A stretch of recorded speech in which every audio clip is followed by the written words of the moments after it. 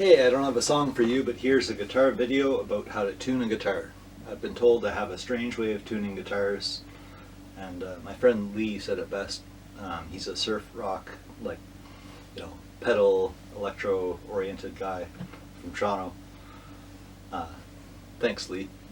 Who told me one time I had like a very idiosyncratic way of tuning a guitar. So if you tune a guitar, you've got your E major. Like if you're playing in standard E, A, D, G, B, E, you've got like an E major, and you've got your octave, which is like, E major is like 0, 2, 2, 1, 0, 0 in terms of frets. You can go to the octave in the power chord, which is open, 7, 9, 9, open, open.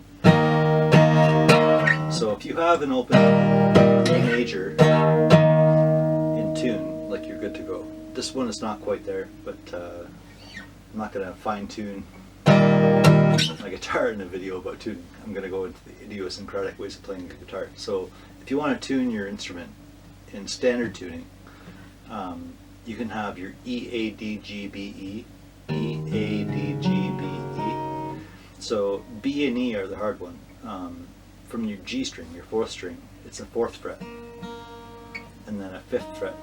So B is always the standout. It's like you can tune your guitar and have B out of tune. Usually your B, your lower string, G, and your E are out of tune. So those bottom high strings are out of tune. They don't have to be, but like that's the thing that usually happens when you're trying to tune a guitar from scratch. So the standard way people teach you is like 5 and 0, 5 and 0, 5 and 0, 4 and 0, and 5 and 0. So that's your fret tuning. If you have good intonation on your guitar, you can do that. Like good intonation means that like the string, like when I hit the harmonic on the 12th fret, that's my harmonic for my E. It's like I can play the 12th fret on the E. Same note. That's how it should be, ideally. So if you press too hard, you make it sharper. So some people have like scalloped necks. It was pretty hot in the 70s and 80s where like with electric guitars especially, you could like press really hard with your finger. Like you could like bend the note up. Every guitar does that, even without scalloped frets. So you can have like, that's pretty close. This guitar is pretty good. I only have a couple of good guitars, and this is one of them.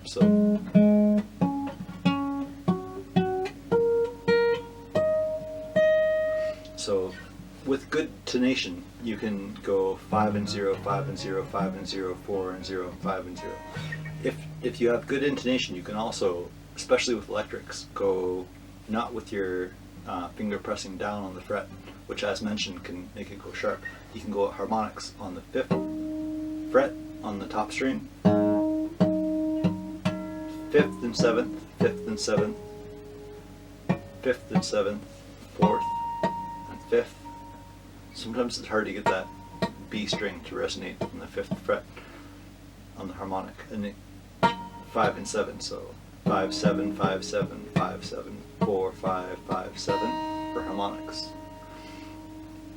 And that's based off of the more rudimentary, like, pressing the string down. 5 and open, 5 and open, 5 and open, 4 and open, 5 and open,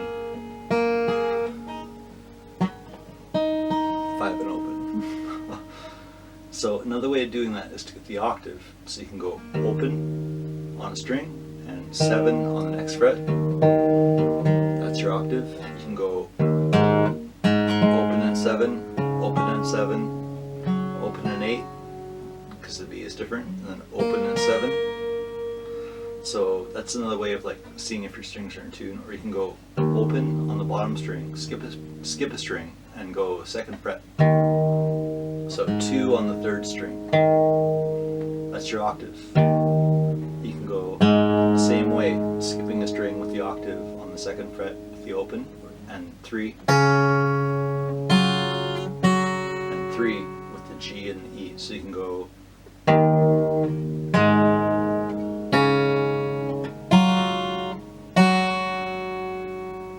you can go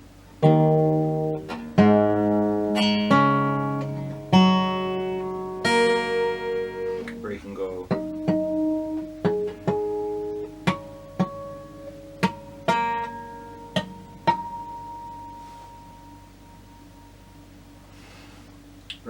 So it's all different ways to get relations between the strings so that when you're playing, it sounds good.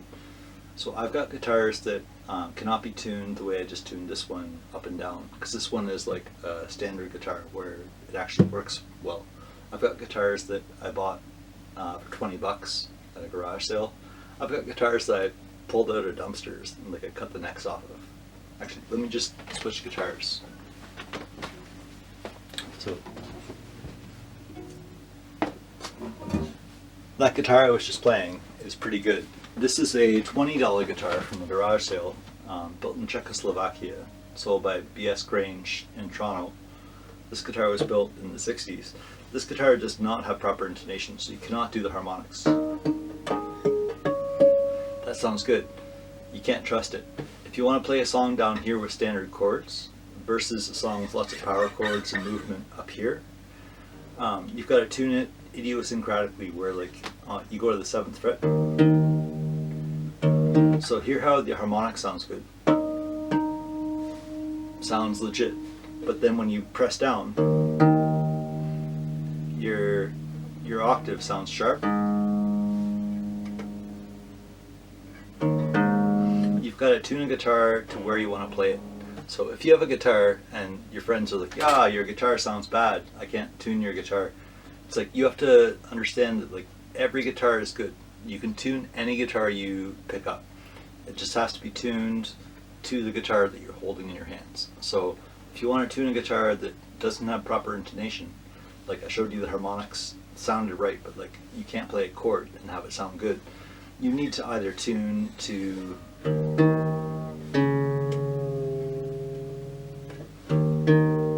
the octave from the 2nd fret with the string in between, or you need to tune to the next string on the 7th fret, or you need to use harmonics and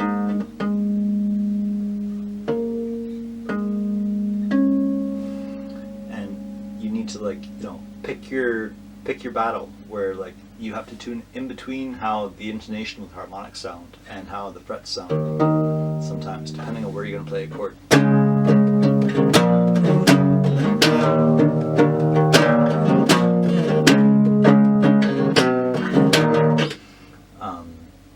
So there's those various ways of, like, you know, picking the way the strings interact. But when you play higher up on the neck, just like I mentioned with the scalloped strings, it's like sometimes when you press down, like there's the 7th fret. But if I press harder,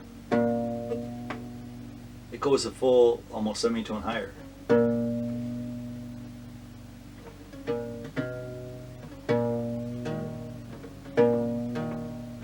It's like you need to understand that when it comes to an acoustic guitar, it's not a keyboard, it's not an app, it's interactive. And even when you're playing, sometimes if you have a phrase where when you're playing, you have a moment, you can adjust your strings while you go. And when it comes to the machine heads, like the things up here that actually tune the guitar, hold on, I'm going to switch again.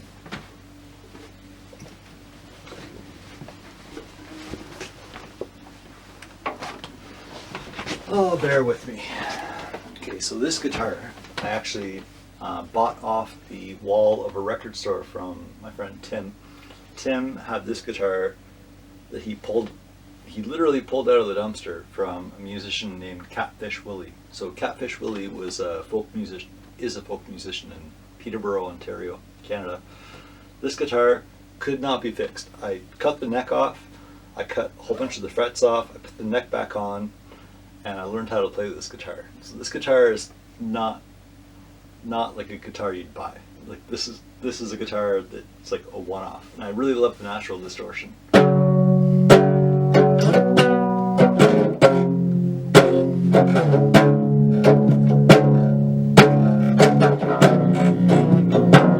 It's tuned really low right now because I was doing some covers of a band called the Evens. But when it comes to a guitar, this is a good example of how you can workshop and DIY any guitar you pick up. So if your friends are like, "Oh, your guitar doesn't stay in tune, it's a bad guitar," you can play your guitar. If you have an acoustic guitar, you can learn how to play your guitar. So this guitar doesn't have good intonation, doesn't have good tonality in terms of like the way the strings work. But when I tune this guitar, it has a movable bridge. So usually you need like a longer string length for your lower string than your higher string, because the higher string is like wobbling more. But when you tune it, you got to like wobble in above the nut, and you got to wobble in below the nut to like relieve any like strain that is there, so that when you actually tune it the way you're strumming it, it's going to stay where it is.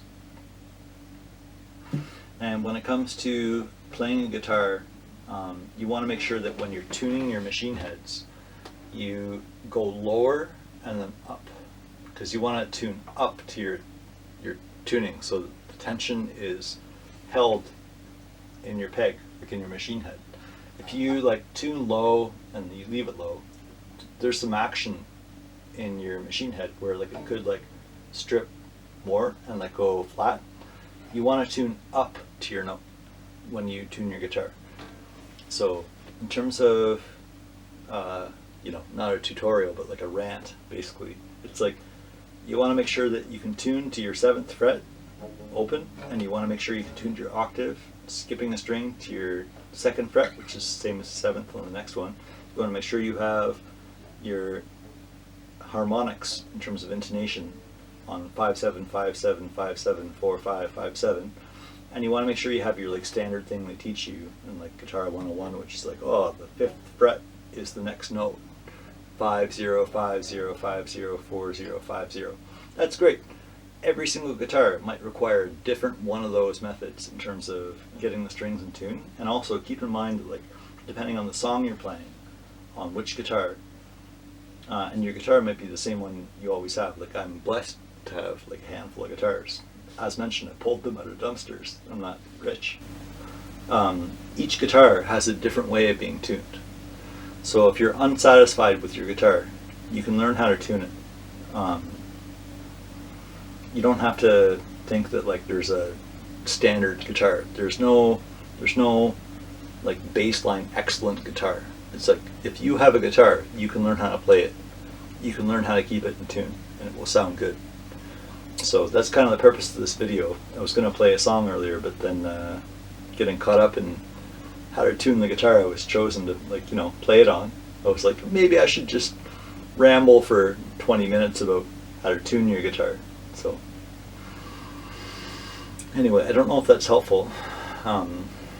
Because this was kind of off the cuff, I didn't really plan out how I was going to present that. So if there's questions, please ask questions in the comments, and I will respond to those to be helpful.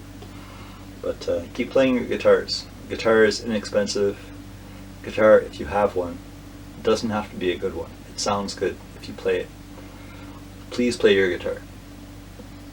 So I'll leave it at that for now, and if you happen to listen to all of that, then thank you for listening, and keep well.